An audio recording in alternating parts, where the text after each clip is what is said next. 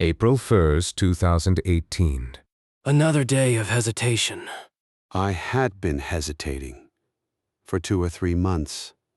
Hesitation was like a stagnant swamp of silt, and I felt my life being consumed inside it dozens of times faster than before.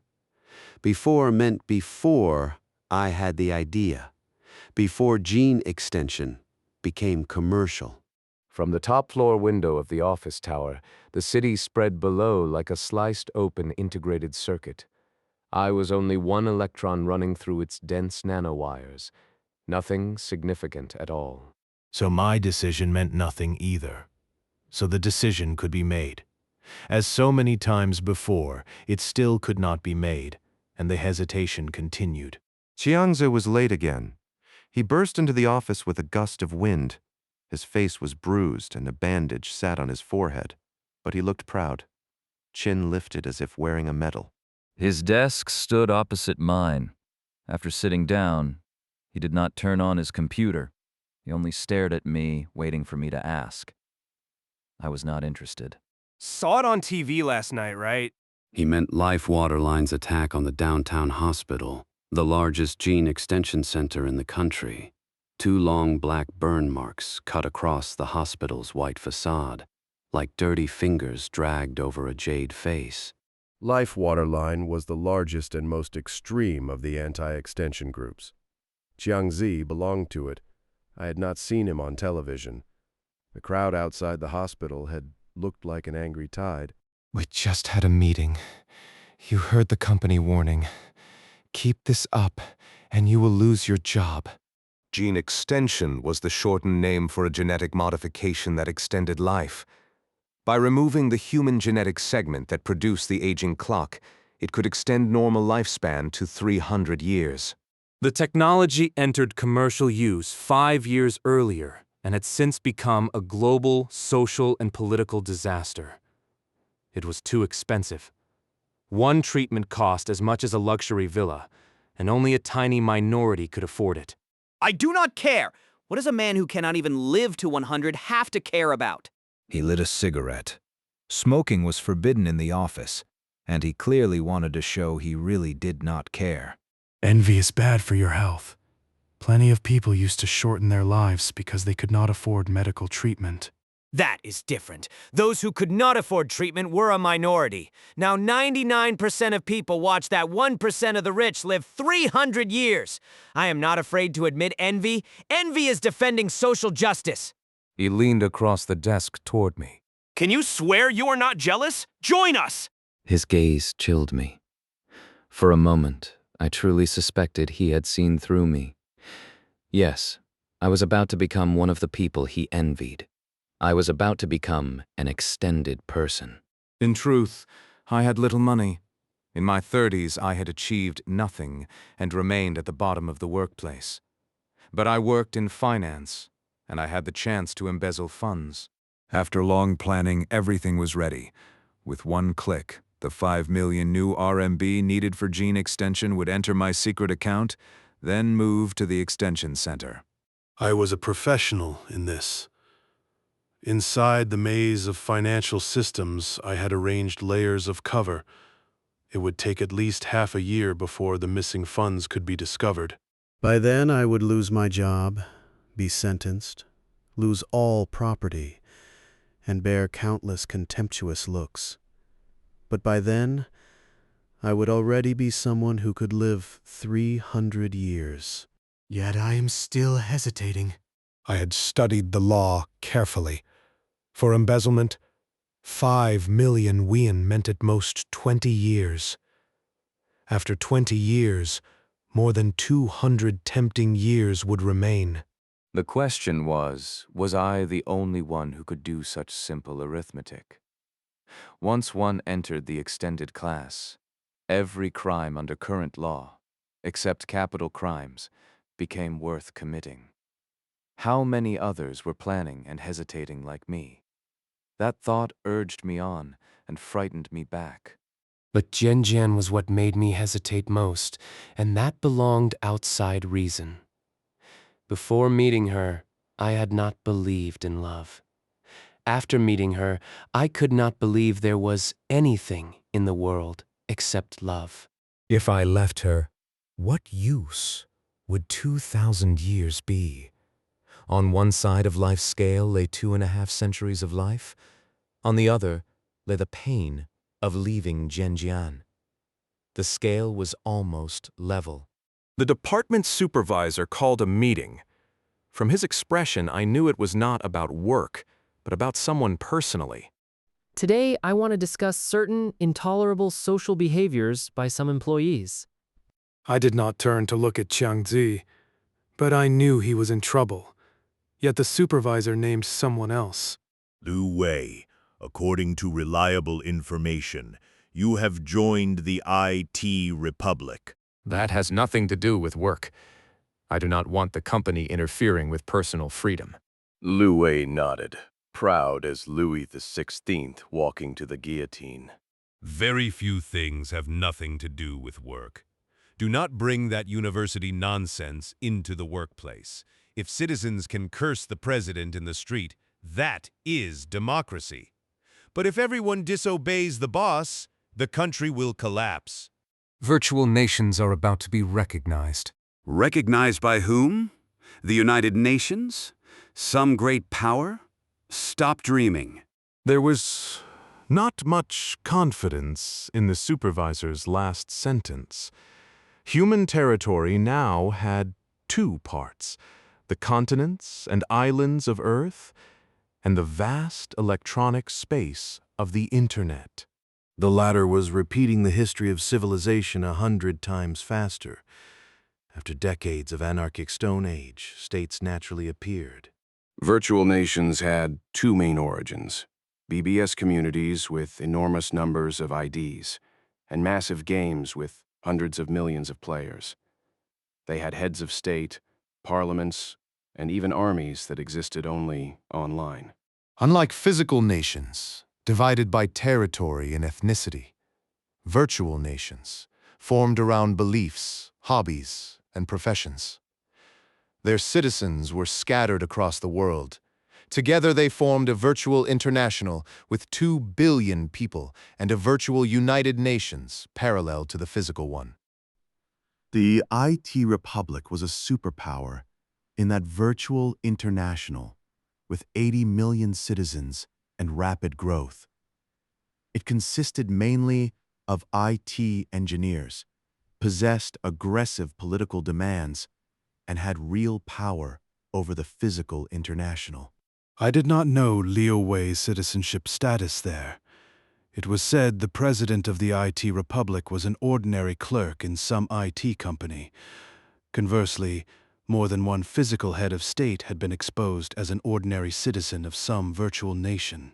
The supervisor issued a severe warning against dual citizenship and told Liu Wei gloomily to visit the general manager's office. Before we had even stood up, Zheng Lili screamed from her computer in a way that raised the hair on our scalps.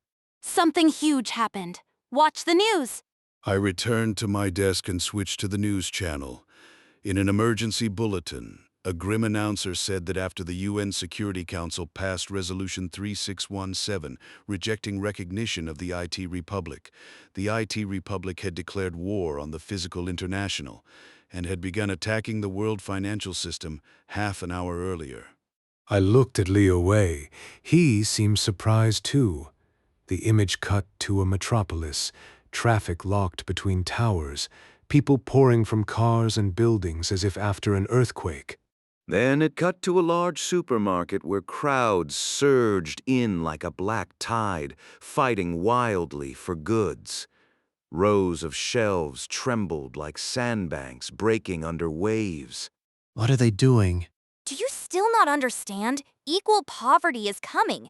Everyone is going to be penniless. Go grab food. Of course I understood, but I could not believe the nightmare was real. Paper money and coins had stopped circulating 3 years earlier. Even buying cigarettes at a street kiosk required a card. In this fully informationized age, what was wealth? Ultimately, just strings of pulses and magnetic marks in computer memory. If all electronic records were erased, even a company president holding a property deed would find no one recognized his ownership. Money was no longer the old bastard. It was only electromagnetic marks smaller than bacteria and pulses gone in an instant. For the IT Republic, nearly half the IT workers in the physical world were its citizens. Erasing those marks would be easy. Programmers, network engineers, and database administrators formed the body of the IT Republic. They were the industrial army of the 19th century, reborn in the 21st, except that labor had moved from limbs to brains, and the burden had only grown. In oceans of code, in labyrinths of hardware and software, they carried weight like dockworkers 2 centuries earlier and worked through the night like prostitutes. Information technology advanced daily. Except for a few lucky people who climbed into management, knowledge and skill quickly expired. New IT graduates swarmed in like hungry termites, pushing aside and replacing the old, though the old were mostly just over 30. This class was called the technical proletariat. Do not say we have nothing, we will format the world. Those were altered lyrics from the Internationale. I felt struck by lightning. My money, the money that was not yet mine but would soon buy me more than 2 centuries of life, was it about to be deleted? But if everything was formatted, would it all be the same? My money, my gene extension, my dream. My vision went dark, and I paced the office like a headless fly. A burst of wild laughter stopped me. It came from Zheng Lily, who was laughing so hard she crouched down. Happy April Fool's Day. Calmly away glanced toward the network switch in the office corner. I followed his gaze and saw it had been disconnected from the company network, while Zheng Lily's laptop was plugged into it as a server. She must have worked hard on this April Fool's joke, mainly making those news images. But in an age when one person hiding at home could use 3D software to make a blockbuster, that was not much. The others clearly did not think the joke had gone too far. Changzi looked at me again with that gaze. What is wrong? You should be scared of them, not this. What are you afraid of? He pointed to the upper floors where the executives worked.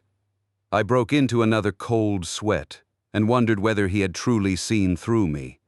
But my greatest fear was elsewhere.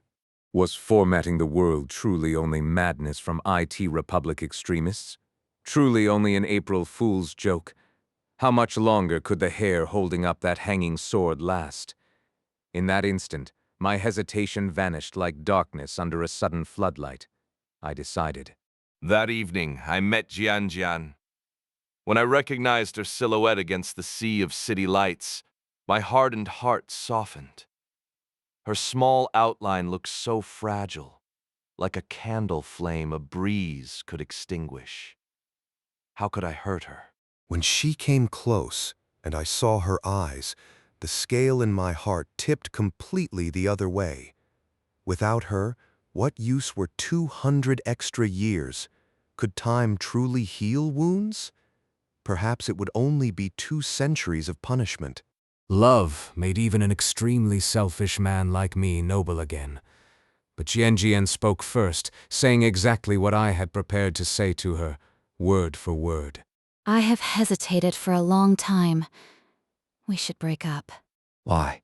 A long time from now, when I am still young, you will already be old. It took me a long time to understand. Then I understood the mournful look that had just broken my heart. I had thought she saw through me, or guessed something. I began to laugh softly, then threw back my head and laughed. I was stupid, suffocatingly stupid. I had not looked at what age this was, nor what temptations stood before us. After laughing, I felt relieved, light enough to float.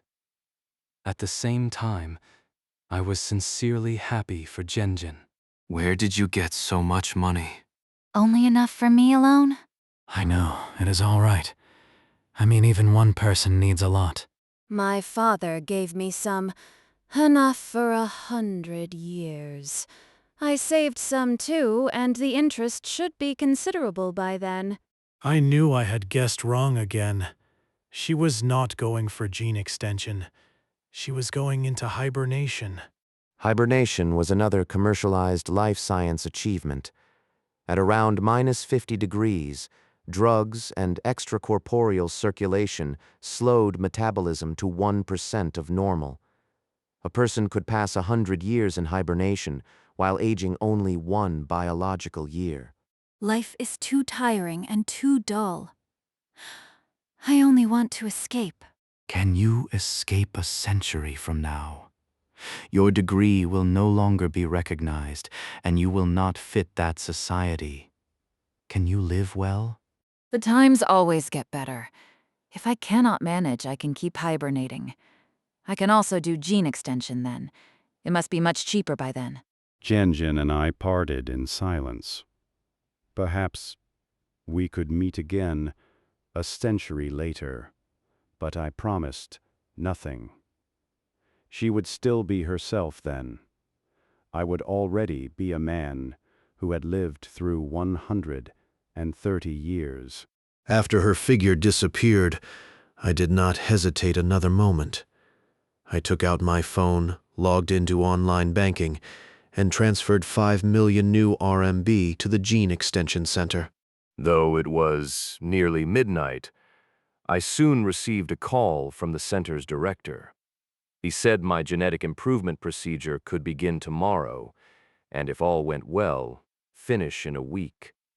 He also solemnly repeated the center's confidentiality promise, since 3 exposed extended people had already been killed. You will be grateful for your decision, because what you receive is not only more than 2 centuries of life, it may be immortality. I understood. No one knew what technology might appear 2 centuries later. Perhaps human consciousness and memory could be copied into permanent backups and poured into new bodies at will. Perhaps bodies would not be needed at all. Our consciousness might wander the network like gods, sensing the world and universe through unlimited sensors. That would truly be immortality. In fact, with time, you have everything. Given enough time, a monkey randomly striking a typewriter can produce all of Shakespeare, and you have time. I, not we. I have not done gene extension. Why? The other side was silent for a long while before answering. The world changes too fast. Too many chances, too many temptations, too many desires, too many dangers. I feel dizzy. I am old, after all. But do not worry, the times always get better. Now I sit in my narrow bachelor apartment writing this diary. The first diary I have ever kept. I must continue, because I must leave something behind. Time also makes people lose everything. I know the long-lived one is not me. 2 centuries from now, I will surely be another stranger. Thinking carefully, the concept of self is suspicious. The body, memory, and consciousness that constitute self are all changing. The me before parting with Jianjian, the me before paying through crime, the me before speaking with the director, even the me before typing the word even are not the same person. Thinking of that, I feel relieved. But I must still leave something behind. Outside the window, the stars before dawn cast their last cold light. Compared with the brilliant sea of city lights, the stars are so dim they can barely be identified. Yet they are symbols of eternity. On this night, I do not know how many new humans like me have set out. For good or ill, we will be the first to truly touch eternity.